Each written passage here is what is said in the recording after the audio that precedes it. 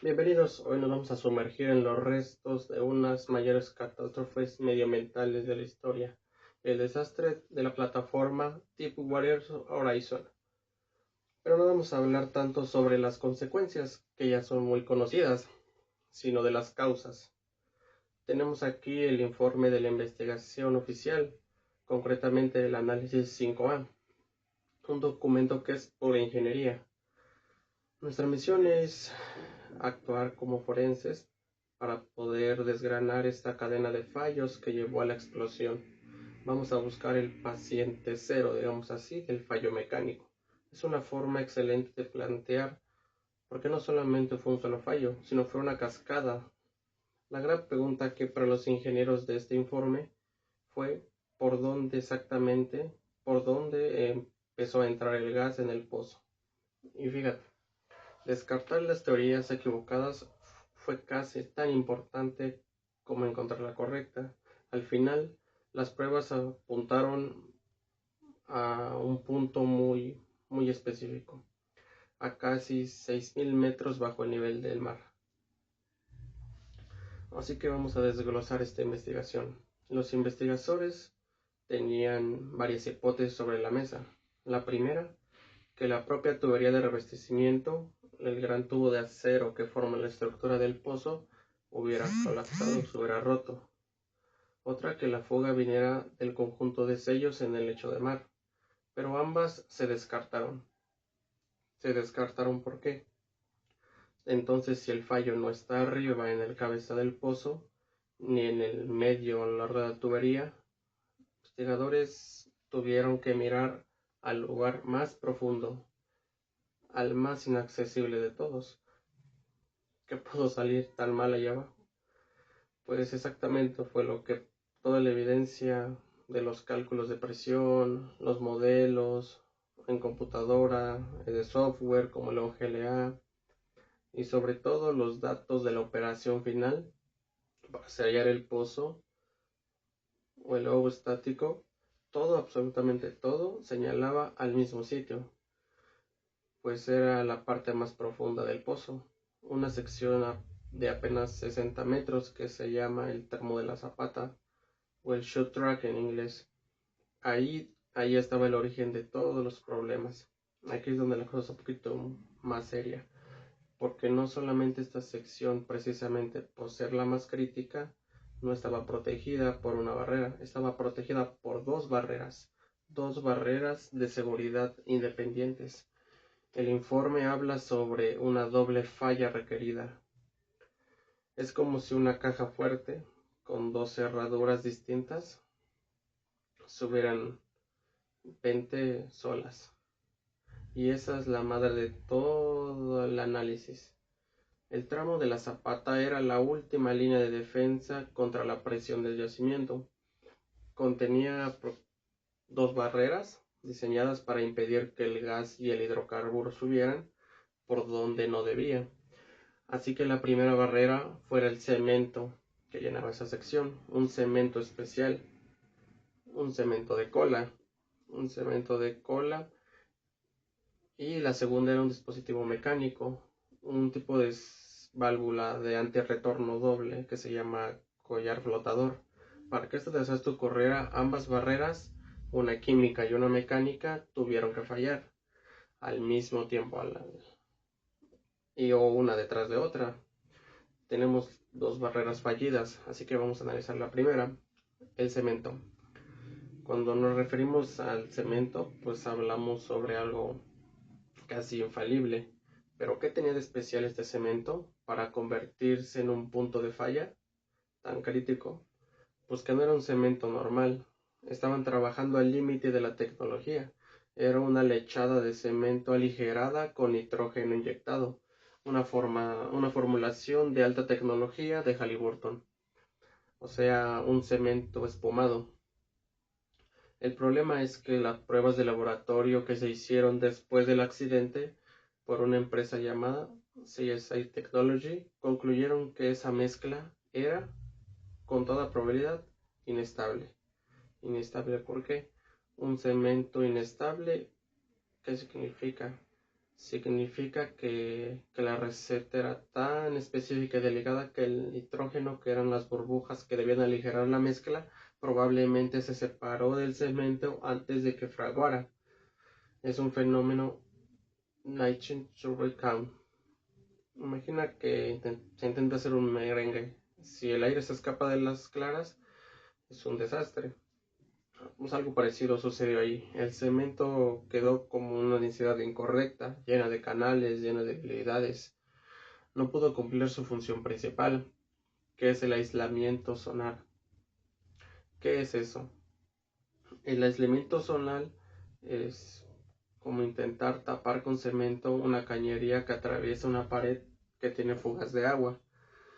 Alta presión. Si el cemento no sella perfectamente a cada milímetro alrededor de la tubería, crea una barrera totalmente impermeable, pues el agua se va, pues en este caso gas y petróleo, a miles de pies de presión, se va a colar por cualquier hueco. Es lo que falló en este caso. El cemento no selló, el gas se encontró camino. Aquí vimos la primera gran lección del informe. La innovación de este cemento espumado no es más segura, digamos, introdujo nuevos riesgos que, si no se gestionan con un rigor extremo, pueden ser más peligrosos que las tecnologías convencionales. Pues aquí está la clave. No fue una idea de la falla, fue una idea de la ejecución y de la supervisión. Y para colmo, este cemento inestable no solo comprometió la barrera por fuera de la tubería, sino también contaminó el cemento que había dentro del tamo de la zapata. Debilitó aún más la zona. El informe es demoledor en este punto. Señala también una comunicación deficiente entre BP, el cliente, y Halliburton, el proveedor. Pues que BP no ejerció un control de calidad efectivo sobre el diseño que Halliburton proporcionó. Una de las mayores petroleras del mundo y uno de sus mayores contratistas no se comunicaron de manera efectiva sobre la estabilidad, sobre la receta de la cementación de un pozo de altísima presión. Dicho así, pues suena increíble, pero es lo que concluye la investigación forense. Un mayor rigor de ingeniería de Halliburton y un mejor aseguramiento técnico de BP podrían y deberían haber detectado la probabilidad de que este cemento funcionara correctamente o como se esperaba. Pues se pasaron de alto las señales. El cemento falló. La primera cerradura de la tubería se rompió. Aún así quedaba la segunda, el collar flotador. Un sistema de válvulas antirretorno. ¿Qué le pasó a esta última barrera mecánica? Pues la historia es una cadena de despropósitos operativos, más que nada. Este dispositivo, fabricado por Weatherford, tenía un mecanismo de activación.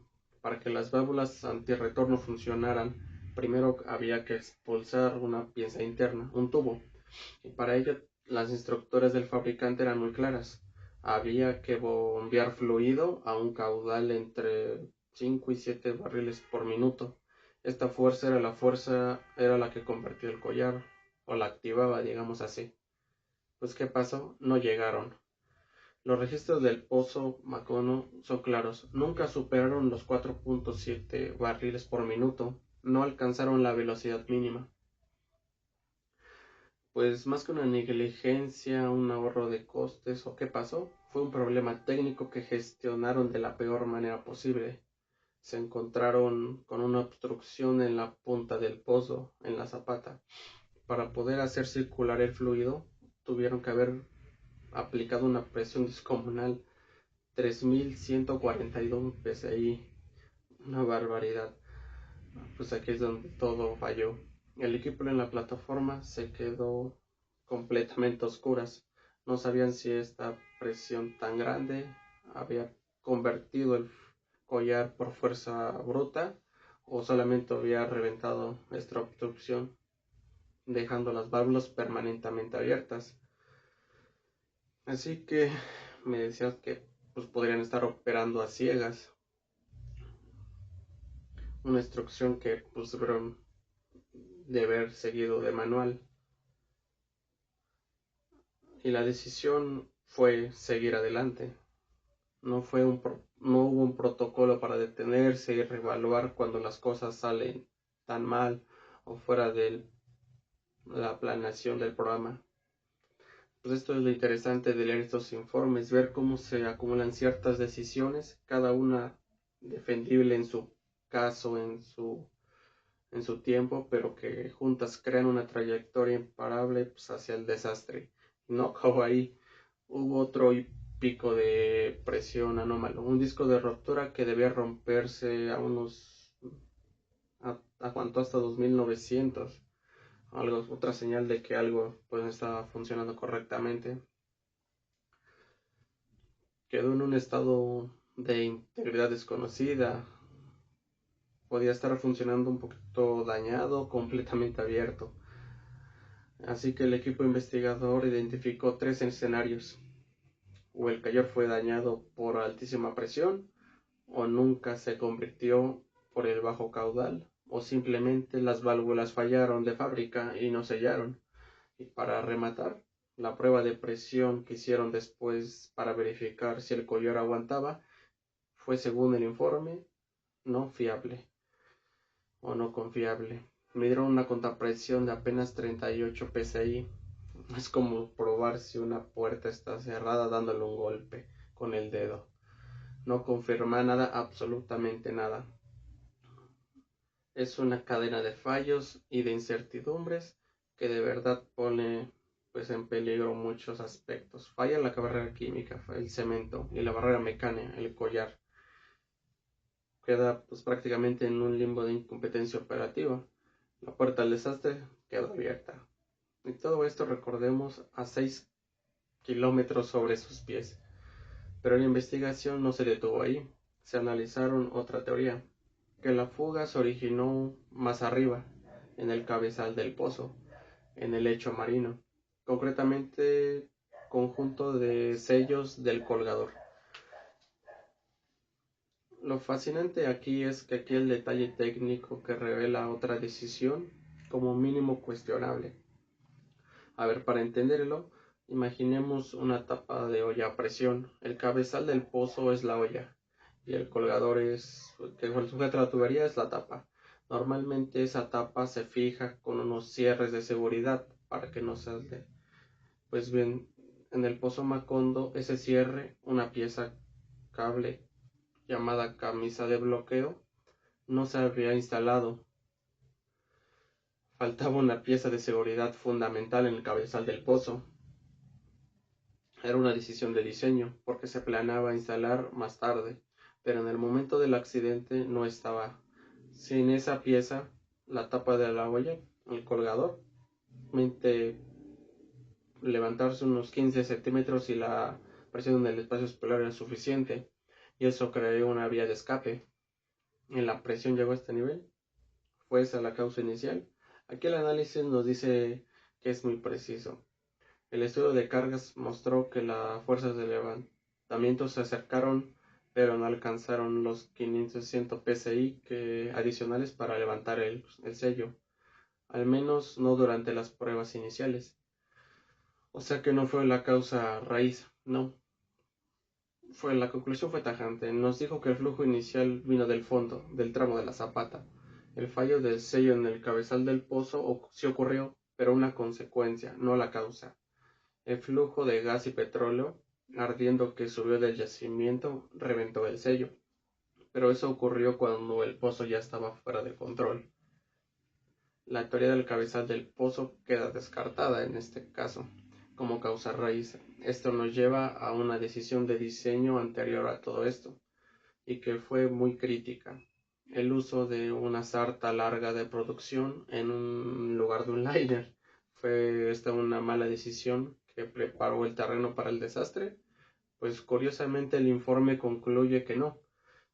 Es una de las conclusiones más sorprendentes del análisis, porque el equipo de investigación calificó como decisión aceptable y técnicamente sólida. Analizaron 4 factores: el aislamiento zonal, el manejo de la presión, la integridad mecánica y pues el costo. parece contraproducente. Si sabes si la cementación es la parte más crítica, ¿por qué elegir un diseño que depende de una cementación perfecta a lo largo de 6.000 metros? Aunque fuera común, no era más arriesgado. Pues una pregunta que nos deja o que se hicieron los investigadores. La respuesta está en un riesgo competitivo. La sarta larga, aunque depende de una cementación más extensa, tiene una ventaja de seguridad importante. Permite un anular abierto. Esto ayuda a mitigar el fenómeno, lo que es el aumento de presión, el APB, que se produce por la explosión térmica de dos fluidos durante la vida del pozo. Y la otra opción, la liner. El diseño con liner y su conexión posterior a la superficie, el tieback, crea un anelar atrapado. La presión no tiene a dónde ir y eso puede ser una bomba de tiempo. Así que los ingenieros se enfrentaban a una elección: un mayor riesgo durante la cementación con la sarta larga frente a un mayor riesgo durante la producción con el liner. La investigación concluyó que si la cementación se hubiera hecho bien, ambas configuraciones eran seguras.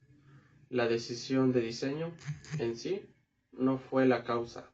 De hecho, el 57% de los pozos en esa zona del Golfo de México usaban sarta larga. No era una decisión extraña. Entonces, si recapitulamos todo esto, ¿qué nos dice este análisis forense? Pues lo que vemos es una sincronía perfecta, una receta de cemento de alta tecnología inestable, una supervisión negligente, un fallo en cascada de válvulas crítico por malas prácticas operativas y una serie de anomalías que fueron ignoradas. Todo apunta a que la catástrofe se originó en esta pequeña sección de 60 metros en el fondo del pozo y pone de relieve algo fundamental en la ingeniería, en las de sistemas complejos, como el fallo de componentes que parecen básicos, cemento y una válvula antirretorno, puede tener consecuencias que escapan a toda escala.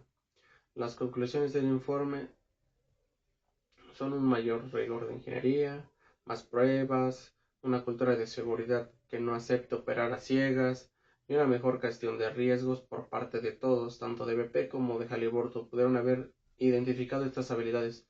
Se ignoraron o se minimizaron estas pequeñas señales hasta que fue demasiado tarde. Para terminar, podemos terminar como una idea para reflexionar. El informe se centra de forma brillante en qué componentes mecánicos y químicos fallaron, pero esto plantea una pregunta más amplia, que va más allá de los pozos de petróleo y se aplica para centrales nucleares, sistemas financieros o en otros aspectos. ¿Cómo se diseñan los sistemas para gestionar la acumulación de pequeñas anomalías?